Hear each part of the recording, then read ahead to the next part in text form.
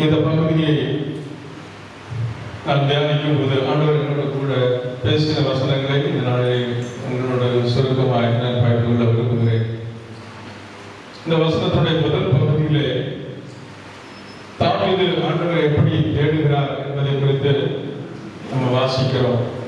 மானானது நீரோடைகளை வாஞ்சித்து கதறுவது போல தேவனே என் ஆத்மா உம்மை வாஞ்சிக்கிறது, என் ஆத்மா தேவனுடைய ஜீவனுள்ள தேவன் மேலே தாக்கமாக இருக்கிறது. நான் எப்பொழுதும் தேவனுடைய சன்னிதியில் இருப்பேன். முன்னே நான் பண்டிகை ஆசிரியக்கிற ஜனங்களோடு கூட நடந்து கூட்டத்திற்கு அடிப்பும் துயமான சத்தத்தோடு தேவாலயத்திற்குள் போய்வருவனே, இவைகளை நான் நினைக்கும் போது என் உள்ளம் எனக்குள் இருக்கிறது. இப்படிப்பட்ட ஆண்டவரோடு நெருங்கி வாழ்கிற ஒரு அனுபவம் உள்ள ஒரு தாவீதுடைய வாழ்க்கையிலே அந்த வசனத்தின் கடைசி பகுதியில நான் கண்களையாக தேவன் நோக்கி, ஏன் என்னை மறந்து சத்துருவினால் ஒடுக்கப்பட்டு நான் ஏன் துக்கத்தோடு தெரிய வேண்டும், நான் ஏன் துக்கத்தோடு தெரிய வேண்டும் என்று சொல்லி தாவீது இந்த பகுதியிலே சொல்கிற அந்த வார்த்தையை குறித்து நம்ம தியானிக்க போகிறோம்.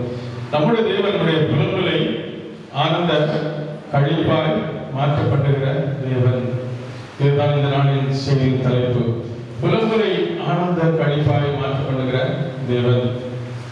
தாவீது ஆண்டவரோடு நெருங்கி வாழ்ந்திருக்கிற ஒரு சூழ்நிலை, எப்பொழுதும் ஆண்டவரை புரிந்து கொண்டிருக்கிற ஒரு மகன், ஆண்டவரை மிகவும் வாஞ்சித்து அவரோடு நடக்கிற ஒரு மகன். அவருடைய வாழ்க்கையில முதல் பகுதியில நம்ம சொல்ற, ஆண்டவரே ஆலயத்துக்கு நான் ஒரு காலத்துல எப்படி சந்தோஷமா நான் போயிட்டு இருந்தேன், இன்னும் தெரிந்து கொண்டுதான் இருக்கிறேன் ஆண்டவரே, ஆனா நான் ஏன் துக்கத்தோட தெரியணும், என் சத்துருக்களை பார்க்கும் பொழுது இவர் ஆண்டவரை புரிந்து கொண்டு ஆண்டவரோடு நடந்தாலே இவர் வாழ்க்கையில் இப்படிப்பட்ட சம்பவங்கள் ஏன் நடைபெறுகிறது என்று சொல்லி பார்க்கிற ஒரு அளவிற்கு என்னுடைய வாழ்க்கையில ஏன் இந்த துக்கம் ஆண்டவரே அப்படிங்கிற ஒரு கொஸ்டினோட ஆண்டவருடைய சமூகத்துல அவர் இருக்கிறத பார்க்கிறோம். அதுதான் ஆண்டவர் சொல்றாரு, புலம்பலை ஆனந்த கழிப்பாக நான் மாற்றுவேன் என்று சொல்லி.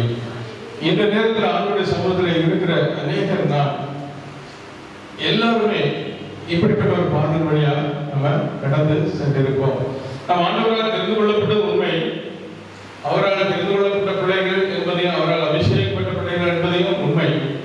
ஆனாலும் நம்முடைய வாழ்க்கையில் அநேக நேரங்களில் துக்கம் நிறைந்த ஒரு பாதைகள் நமக்குடைய வாழ்க்கையில் வருகிறத பார்க்கிறோம். நாம் கூட ஆண்டவரை கேட்டு அநேக நேரங்களில், ஆண்டவரை நீங்க ஏன் என்னை மறந்தீர் ஆண்டவரே, நான் ஏன் துக்கத்தோடு தெரிய வேண்டும் ஆண்டவரே, என்னுடைய சத்துருக்களை பார்க்கும் பொழுது தேவன் தேவன் என்று சொல்லி ஆலயத்துக்கு செல்கிறார்கள், ஆண்டவரையே நம்பி இருக்கிறார்களே, என்னுடைய வாழ்க்கையில் ஏன் இப்படிப்பட்ட காரியங்கள் என்று சொல்லி இப்படிப்பட்ட சூழ்நிலைகளை நம்ம கடந்து சென்றிருப்போம்.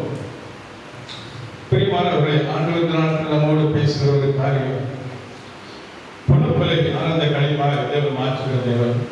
ஒருவேளை நீங்கள் அப்படிப்பட்ட சூழ்நிலைகள் என்று சொன்னால், ஆண்டவர் அப்படிப்பட்ட பாதையில் செல்கிற நமக்கு நாம் கவனிக்க வேண்டிய 7 காரியங்களை இந்த நாளில் நம்மோடு தேவன் பேசுகிறார். இப்படிப்பட்ட ஒரு சூழ்நிலை கடந்து செல்லும்போது நாம் கவனிக்க வேண்டிய 7 காரியங்கள். முதலாவது, நம்முடைய வாழ்வின் பாதையை தீர்மானிப்பது கர்த்தர் என்பதை நாம் அறிந்து கொள்ள வேண்டும். நாம் கடந்து செல்கிற இந்த பாதையை தீர்மானித்திருக்கிறதை யார் தீர்மானித்திருக்கிறார்? கர்த்தர் தான் தீர்மானித்திருக்கிறார். அவருடைய அனுமதியின்றி என்னுடைய பாதையில் எந்த ஒரு காரியங்களும் வராது என்பதை நம்ம நினைச்சோம். முதலாவது நம்ம அதை அறிந்து கொள்ள வேண்டும். ஒரு பிள்ளைகளை படிக்க வைக்க வேண்டும் என்று சொன்னால் அந்த காரியத்தை குறித்து பெற்றோர்கள் அவர்களுக்கு எந்த காரியத்தை செய்ய வேண்டும் என்று சொல்லி தீர்மானிக்கிறார்கள். அதே போலதான் நம்முடைய தகப்பன் நாம் எந்த பாதையில போகணும்னு சொல்லி அவர் தீர்மானிக்கிறார். அந்த பாதையில வைத்திருக்கிற அந்த நன்மையை நாம் காணும்படியாய் இந்த பாதையில் அவர் நடத்துகிறார். முதலாவது அறிந்து கொள்ள வேண்டியது, தேவன் நம்முடைய வாழ்க்கையின் பாதையை தீர்மானிக்கிறார் என்று சொல்லி நாம் அறிந்து கொள்ள வேண்டும். இஸ்ரவேல் ஜனங்களை தேவன் எகிப்து தேசத்திலிருந்து மீட்டெடுத்து நடத்தி வரும்போது அநேக பாதைகள் வழியாக கடந்து செல்கிறார். ஒருவேளை ரொம்ப ஷார்டஸ்ட் ரூட் அவங்களுக்கு இருந்தால் கூட அவங்கள வனாந்திர பாதையில தேவன் நடத்தி சென்று அவங்கள பள்ளத்தாக்கின் பாதையிலே அவர் நடக்கிற அந்த சூழ்நிலையை செங்கடலுக்கு முன்பாக ஒரு பள்ளத்தாக்கிலே அவர்கள் பாடை விளங்கும்படி ஆண்டவர் செய்கிறார். ஸோ அவர்களுக்கு ஒரு வழியை தேவன் வைத்திருக்கிறார். அந்த வழி வனாந்திரமான வழியா இருந்தாலும் எந்த நேரத்துல எந்த இடத்துல அவங்க பாளையம் இறங்கணும் அப்படின்னு சொல்லி ஆண்டவர் டிசைட் பண்ண அந்த வழியில தான் அவங்க நடத்தப்படுகிறாங்க. அந்த பாதையை தீர்மானித்தது யார்? ஆண்டவர் மாத்திரமே. ஆனால் அவர்கள் அறியார்கள். அவர்கள் முன்பாக ஒரு செங்கடல் வருகின்றோ அந்த செங்கடல்களை அவர் பிரிப்பதன் மூலம் தேவன் அவர்களோடு கூட இருக்கிறார் என்பதை அநேகர் அறிந்து கொள்வார்கள் என்பதையோ அவர்கள் அறிவில்லை. அந்த பாதையில் அவர் நடந்து செல்லும் போது அவங்களுக்குள்ள அநேக கொஸ்டின்ஸ். ஏன் ஆண்டவர் இப்படி பாதையில் நடத்தி செல்கிறார்? இந்த பள்ளத்தாக்கில் எங்களை ஆண்டவர் இந்த நாளில் எங்களை ரெஸ்ட் பண்ண வச்சிருக்கிறாரு. ஸோ இதெல்லாம் ஏன் எங்களுக்கு நடக்கிறது என்று சொல்லி அவங்க ஒருவேளை அவங்க கேட்டிருக்கலாம். ஆனால் அதுக்கு பின்பாக மகிமை இருப்பது என்பதை அறிந்தது மாத்திரமே. ஸோ அப்போ அந்த இடத்துல பார்த்தோம்னு சொன்னால் அந்த செங்கடலை ரெண்டாய் பிளந்து இஸ்ரவேலை நடக்க செய்வதற்கு நிமித்தம் அந்த இடத்துல பார்வோனின் சேனையையும் முழுவதுமாக சங்கரித்து இனி அவர்களுக்கு சத்துருக்கள் இல்லை என்பதை தேவன் நிரூபிக்கும்படியாக அந்த பாதையில் தேவன் அவர்களை நடத்துகிறதை நாம் அறிகிறோம். ஸோ லோத்தும் ஆபிரகாமும் அவங்களுடைய எல்லா விதமான அந்த வசதிகள் பெருகிய போது ஆபிரகாம் லோத்தை பார்த்து சொல்கிறான், நம்ம மெய்ப்பர்கள் நம்முடைய மந்தைகள் அதிகமாகிடுச்சு, நம்ம ஒன்றா இருக்க முடியாது அப்படின்னு சொல்லி சொல்லும்போது லோத்தை பார்த்து சொல்றான், நீ எந்த இடத்துக்கு நீ போறியோ அதுக்கு ஆப்போசிட்ல நான் போறேன்னு சொல்லி செலெக்ஷனை லோத்துக்கு கொடுக்குறான். ஆனா அந்த இடத்துல லோத்து அவன் ஆண்டவர் அவர் வைத்திருந்த பாதையை அவன் அறிய விரும்பல. அவன் கண்களுக்கு விருப்பமான பாதையை தெரிந்து கொண்டான். அதனுடைய முடிவு அது மரண பாதையா என்று நம்ம பார்க்கிறோம். பாதைகளை ஆண்டவர் வைத்திருக்கிறார். கொடுத்திருக்கிற இந்த கடினமான பாதையை தேவன் கொடுத்தது என்பதை நாம் அறிந்திருக்க வேண்டும் என்பதுதான் முதலாவது இந்த காரியத்தில் நாம் தெரிந்து கொள்ள வேண்டிய ஒரு காரியம். ஸோ நாம் கவனிக்க வேண்டிய முதல் காரியம், என்னுடைய வாழ்க்கையின் பாதையை தீர்மானிக்கிறவர் ஆண்டவராகிய இயேசு கிறிஸ்து என்பதை நாம் முதலாவது அறிந்து கொள்ள வேண்டும். தீர்மானிக்கப்பட்ட அந்த பாதையில நன்மையும் உண்டு, பாவமும் உண்டு, பாவமும் உண்டு என்பதை நாம் அறிந்து கொள்ள வேண்டும். எபிரேயர் 12 வாசியுங்கள்.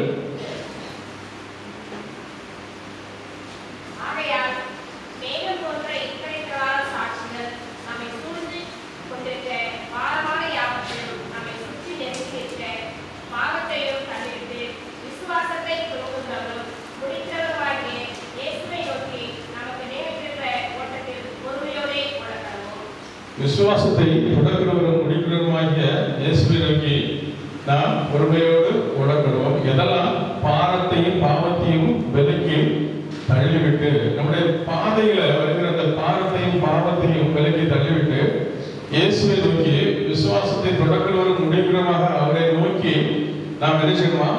பொறுமையோடு ஓட வேண்டும். ஏன் என்று சொன்னால் அந்த பாதை வைத்தது நமக்கு யாரு? ஆண்டவராகிய இயேசு கிறிஸ்து கொடுத்த பாதை. அந்த பாதையில விசுவாசத்தோடு அவரை நோக்கி நாம் தொடர்ந்து ஓடும் போது தேவன் நமக்கு ஒரு நன்மையான காரியங்களை செய்வார். அவருடைய தீர்மானத்தின்படி அழைக்கப்பட்டவர்களாய் அவர்கள் அன்பு கூறுகிறவர்களுக்கு சகலமும் நன்மைக்கு எதுவாக நடைபெறுகிறது. சகலமும் என்று சொன்னால் எல்லா காரியங்களும். ஏன் என்று சொன்னால் நம்ம தேவனுக்கு தீமை செய்வதற்கு அவருக்கு தெரியாது. அவருக்கு தீமை செய்வதற்கு தெரியாது. அவருடைய பிள்ளைகளுக்கு நன்மை மாத்திரம் தான் செய்வார். ஒருவேளை அது ஷார்ட் டேர்ம்ல நமக்கு அது நமக்கு தெரியலாம் கூட, லாங் டேர்ம்ல நமக்கு ஒரு நன்மையை தரும். அதுதான் அவருடைய அழைப்பின்படி தெரிந்து கொள்ளும்படி அவரால் தெரிந்து கொள்ளப்பட்ட பிள்ளைகள் அவர்கள் அன்புகிற யாருக்கும் சகலமும் நன்மைக்கு ஏதுவாய் நடைபெறுகிறது. நம்முடைய தேவன் தீமையாய் நன்மையாய் மாற்றுகிற தேவன். முதலாவது நாம் தெரிந்து கொள்ள வேண்டியது, அவர் நம்முடைய பாதைகளை தெரிந்து கொள்கிறார். நாம் செல்கிற இந்த பாதை தேவன் தெரிந்து கொண்ட பாதை. இந்த பள்ளத்தாக்கு ஒரு நாள் எனக்கு ஒரு நன்மையை கொண்டு வரும். இந்த 10 பள்ளத்தாக்கு பிறகு ஒரு செங்கடல் விளக்கப்படும். அதில் நடக்கிற போது யாரெல்லாம் இவனுடைய தேவன் எங்கே சொல்லி கேட்ட அநேகர் அறிக்கை செய்வார்கள், கர்த்தரே தேவன் என்று சொல்லி. அப்படிப்பட்ட ஒரு சூழ்நிலை உருவாக்குவதற்கு மாத்திரமே தேவன் நாளிலே அந்த பாதையிலே நம்முடைய வாழ்க்கையில அனுமதித்திருக்கிறார். நாம் செய்ய வேண்டியது பொறுமையோடு அவரை நோக்கி பார்த்து விசுவாசத்தோடு நாம் தொடர்ந்து வைத்திருக்கிற பாதையில நாம் ஓட வேண்டும். இரண்டாவது நாம் பார்க்கிறோம், எல்லா சோதனையிலும் எல்லா பாதைகளிலும் தேவனுடைய திட்டமும் நமக்கான நன்மையும் இருக்கிறது சொல்லி நம்ம தெரிந்து கொள்ள வேண்டும். தேவன் அனுமதித்திருக்கிற அந்த பாதையில ஒரு திட்டம் இருக்கிறது, அதுல ஒரு நன்மை இருக்கிறது என்பதை நம்ம புரிந்து கொள்ள வேண்டும். யோசேப்புடைய வாழ்க்கையில பார்த்தோம்னு சொன்னா, அவருடைய வாழ்க்கையில ஆண்டவர் அவருடைய வாழ்க்கையில அனுமதித்த அந்த காரியங்கள் அவருடைய வாழ்க்கையில ஒரு பெரிய நன்மையை கொண்டு வந்ததை நாம் பார்க்கிறோம். ஸோ அந்த பாதையில ஆண்டவர் பிராக்டிஸ் அவங்களுக்கு கொடுப்பாரு. நமக்கு அந்த பாதையில நடத்துகிறான்னு சொன்னா அந்த திட்டத்தை நம்ம செயல்படுத்துவதற்கு நம்மளை என்ன ஆண்டவர் ப்ரிப்பேர் பண்ணுவார் அந்த பாதையில. அதை நம்ம புரிஞ்சுக்கணும். யோசேப்பை ஒரு பெரிய தேசத்தை ஆள ஆண்டவர் ப்ரிப்பேர் பண்றாரு.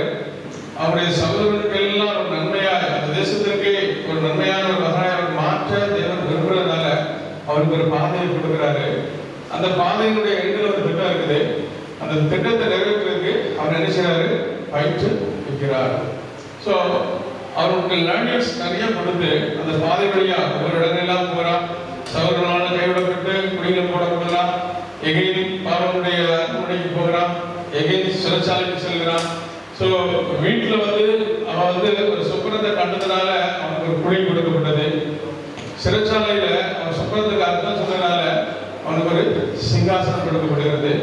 அந்த சிங்காசனத்தை கொடுக்கப்படும் போது அந்த சொப்பனத்துக்கு அர்த்தம் சொல்லி அதற்கான என்ன ஆயத்தம் செய்யணும்னு சொல்லி ஒரு ஞானத்தை தேவை கொடுக்கிறத வச்சு பார்க்கும்போது அவன் ஆண்டவர் நினைச்சாரு அந்த பாதையில